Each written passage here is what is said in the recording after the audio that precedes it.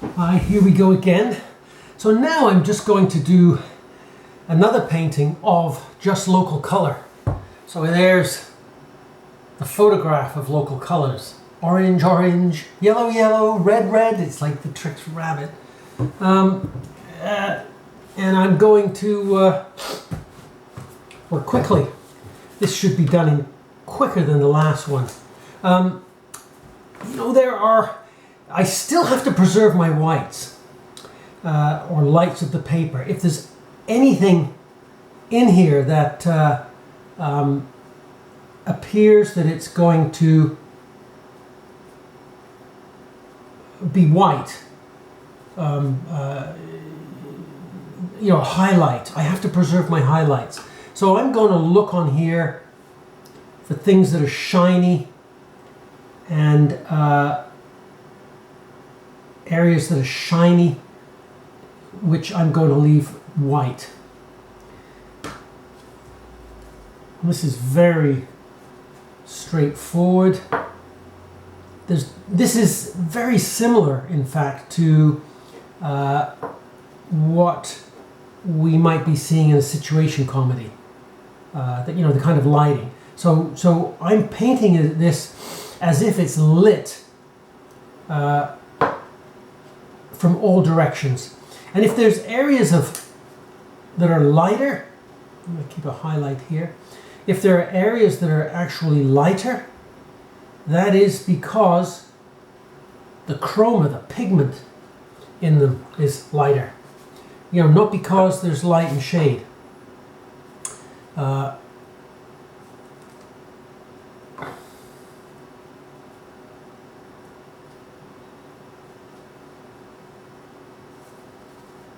So really, I'm painting very much painting just flats of color. You saw that Egon Schiele figurative sketch where he had essentially, it was really a drawing.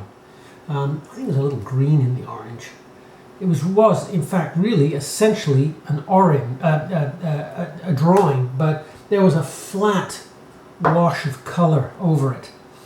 And again, I'm going to leave a little highlight here.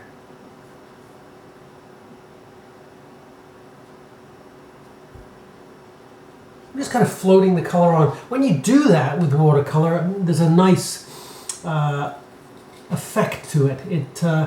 Watercolor has you know, it granulates and separates. I often select colors on the basis of the way they granulate and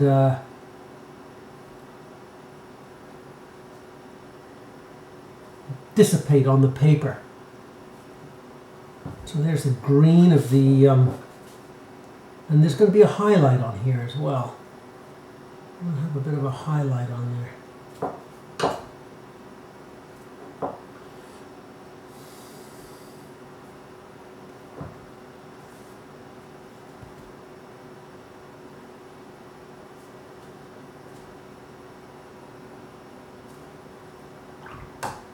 I've seen, you know, before I've seen color sketches done on location by people like Whistler, and they were just local colors. You know, they were the sketches of like people on the beach, and he was just capturing the local color. And I think that perhaps what people would do before the camera is make a quick sketch at the time when they wanted or felt that the lighting was best. You know, they would capture the light. This might take 20 minutes. And of course, the lighting changes in 20 minutes. They might make that sketch over the course of 20 minutes at the time of their preferred lighting. And then there's a little bit of highlights in here too. Pigment. This is the only concession I have to make to lighting, is that if I want something to be light, as in a highlight, I have to leave that here. I can't put local color on it. So anyway, Whistler might, or artists previously might have done monochrome lighting sketches, and then subsequently done some sketches that show the local color, and then possibly in the studio they bring it all together. Now the banana is overripe, so I'm adding a little dark here because that's the actual color of the banana. The big banana. There. And there's a little bit up here as well. And now I just have to do the red. A little bit of alizarin in that red as well, I think.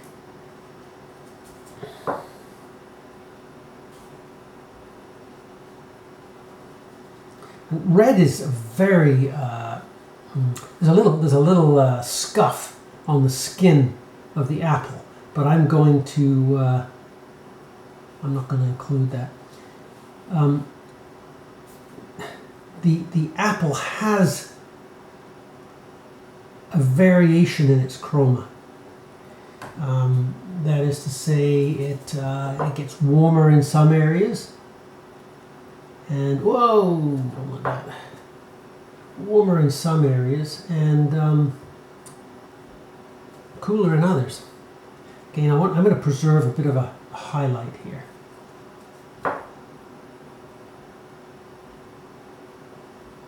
And yeah, so I'm also going to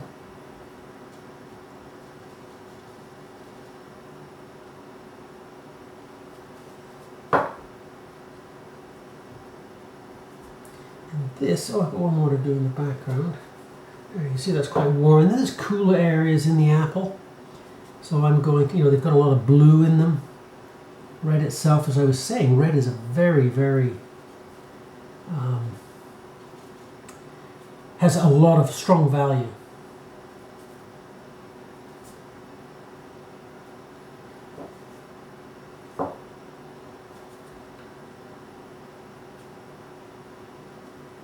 So I'm not painting, this is not shadow I'm painting. These are perceived fluctuations in the value of the pigment of the skin color of the apple. I'm not doing any shadows, you'll notice.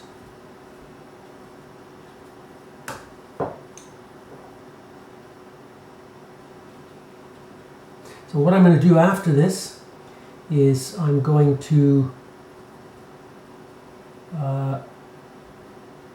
paint local color on the monochrome grisaille I did, and then what I'll do is I'll paint shadows on this.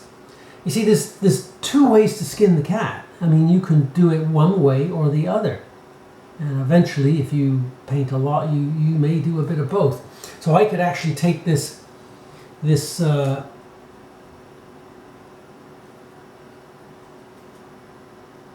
color sketch, that is without value, and I could now just put the shadows in on top. And then if I put the color on the one with the shadows, which you recall is this one, I can pick this color and put it on here, and I'll in a sense have a quote-unquote finished painting. Or I can take these shadows and put them on this and have a finished painting. And that's the cool thing about working with transparent glazes, as artists did earlier in the Renaissance. Let me just have a little look here. It's kind of a little bit of brown on the apple coat stem.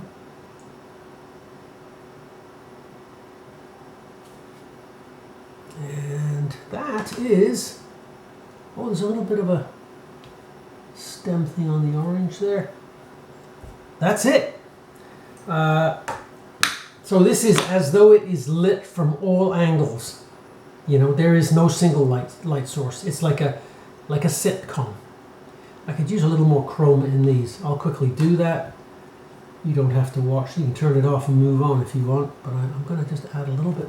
These seem to, the value that I've put in the chroma here doesn't quite seem enough.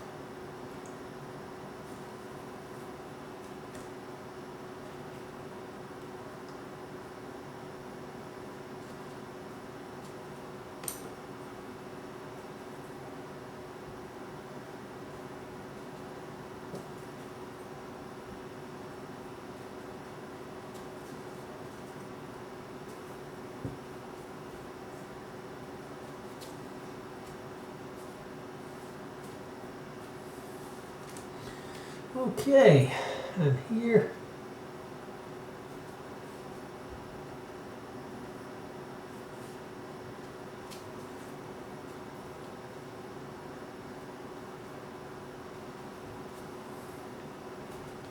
okay, so there'll be 2 more videos after this, one of me putting shadow on this and one of me putting color on the other one. And that's that.